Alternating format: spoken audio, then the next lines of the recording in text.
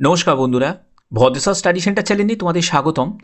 খুবই গুরুত্বপূর্ণ ভিডিও তোমরা দেখো। এখানে তোমাদের জিডিএস অনলাইন এঙ্গেজমেন্ট তোমরা দেখতেই পাচ্ছ যে ভ্যাকেন্সি কিন্তু রিলিজ হয়ে গেছে। যে কত ভ্যাকেন্সি আছে, তোমাদের ভ্যাকেন্সি নিয়ে তোমাদের অনেকেরই একটা প্রশ্ন ছিল যে স্যার এবারে ভ্যাকেন্সিটা কত। তো দেখতেই পাচ্ছ এখানে নাম্বার অফ পোস্ট 21,413টি মতো শূন্যপদে কিন্তু নিয়োগ করা হচ্ছে। 10ই ফেব্রুয়ারি থেকে তোমাদের আবেদন শুরু, অর্থাৎ আবেদন কিন্তু শুরু হয়ে গেছে এবং 3রা মার্চ 2025 পর্যন্ত তোমরা এখানে আবেদন করতে পারবে। ঠিক আছে, এখানে দেখো তোমাদের রেজিস্ট্রেশনের একটা অপশান তোমরা দেখতে পাবে। এই রেজিস্ট্রেশনের অপশানে যাদের যাদের রেজিস্ট্রেশন করা নেই তারা কিন্তু এখানে রেজিস্ট্রেশন করে নেবে। ঠিক আছে, আর যাদের করা আছে তাদের তো কোনো সমস্যা নেই। রেজিস্ট্রেশন প্রসেসটা কিন্তু সেমই, একদম সেম। আগে তোমরা যারা করেছো একদম সেই রকম প্রসেসেই তোমাদের কিন্তু রেজিস্ট্রেশন করতে হবে। ব্যাপারটা ক্লিয়ার? এরপরে ধরো তুমি অন্য কোনো, আগে ধরো তুমি একটা সার্কেলে তুমি অ্যাপ্লাই করেছিলে, এখন তুমি চাইছো যে অন্য সার্কেলে অ্যাপ্লাই করবে বা অন্য ডিভিশনে অ্যাপ্লাই করবে, সেটা তুমি করতেই পারো, কোনো অসুবিধা কিন্তু হবে না। তো এবার করার জন্য তোমাদের এই যে অ্যাপ্লাই অপশানে তুমি ক্লিক করবে, সেখানে তোমাকে রেজিস্ট্রেশন নাম্বার এবং তুমি কোন সার্কেলে অ্যাপ্লাই করতে চাইছো সেই সার্কেলটা তোমাকে চুজ করতে হবে এবং এখানে সাবমিট করে বাদবাকি প্রসেসগুলোকে তোমাকে কমপ্লিট করতে হবে। তো আমি এই ব্যাপারে ফর্ম ফিল আপ রিলেটেড তোমাদের ইনফরমেশন তোমাদের দেবো এবং কিভাবে তোমাদের ফর্ম ফিল আপ করবে সেই ব্যাপারেও ভিডিও কিন্তু আসবে। তো এবার দেখো তোমাদের এখানে নোটিফিকেশানের জায়গাটায় তোমাদের অলরেডি আমি ক্লিয়ার করে দিয়েছি যে এডিট বা কারেকশন তোমরা করতে পারবে, তবে চেষ্টা করবে সঠিকভাবে কিন্তু আবেদন করার। ভুল ত্রুটি না করাটাই বেটার। 6ই মার্চ থেকে 8ই মার্চ পর্যন্ত তোমরা এডিট বা মডিফিকেশন করতে পারবে। ঠিক আছে, এবার এখানে তোমাদের বিপিএম পোস্ট আছে, এবিপিএম আছে, যেরকম যথারীতি যেরকম থাকে সেরকমই আছে। এবং বিপিএমের জন্য তোমাদের বেতন 12,000 টাকা থেকে 29,380 টাকা, এবিপিএম ডাকসেবকের জন্য 10,000 টাকা থেকে 24,470 টাকা। এজ যেটা প্রয়োজন 18 থেকে 40 বছর, 18 থেকে 40 বছর দেখতেই পাচ্ছ। শিডিউল কাস্ট এবং শিডিউল ট্রাইবরা 5 বছর রিল্যাক্সেশন পাবে, ওবিসিরা বয়সে 3 বছর রিল্যাক্সেশন পাবে। এছাড়া যারা পিডাব্লিউবিডি ক্যান্ডিডেট যারা আছে তারাও কিন্তু রিল্যাক্সেশন পাচ্ছে।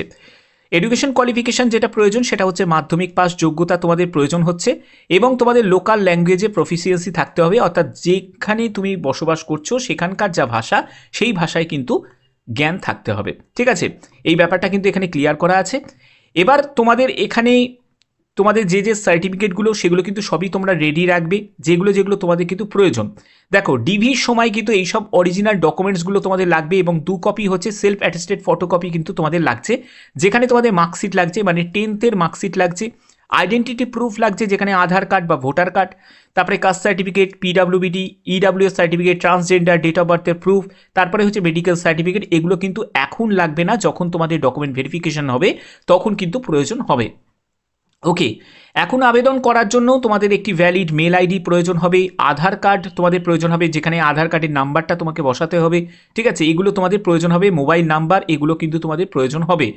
আবেদন করার জন্য অফিসিয়াল ওয়েবসাইটের লিঙ্ক আমি ডিসক্রিপশানে দিয়ে দেবো, তোমরা সেখান থেকে কিন্তু আবেদন করতে পারবে। তো এখানে দেখো তোমাদের পরবর্তী কি বলা হচ্ছে, পরবর্তী যেটি বলা হচ্ছে সেটা হচ্ছে তোমাদের আবেদন করতে গেলে দেখতেই পাচ্ছ রেজিস্টার্ড মোবাইল নাম্বার এবং মেল আইডি তোমাকে অবশ্যই ইনপুট করতে হবে। ঠিক আছে, এবং এখানে বলা হচ্ছে যে once the applicants registered same mobile number mail ID will not allowed any further registration any other applicant.